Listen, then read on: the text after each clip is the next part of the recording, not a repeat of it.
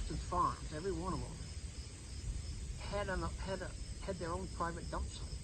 I mean, that's just the way people lived because they didn't have landfills or reclaiming stations and so forth. They just did not exist. And there was, for a long time in this part of the world, there was a lot of digging going on in old dump sites, trying to find bottles and antiques and so forth.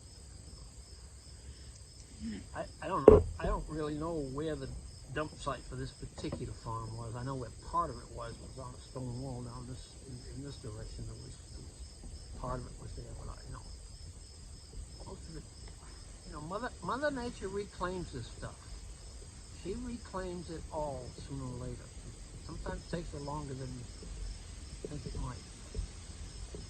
And just an interesting piece of history about this location right here. This place is where the old barn site was, where the old farm site was for the Layton farm. And it was all grown up with white ash. And in the '98 ice storm, that ash got devastated, absolutely devastated. And my brother turned it all into firewood. Sold a bunch of firewood that year.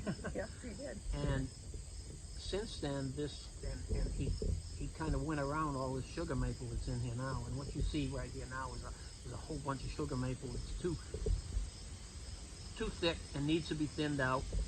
But like many sugar makers, it's always hard for me to cut a sugar tree.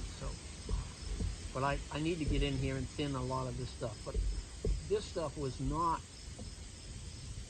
big enough to tap even 10 years ago.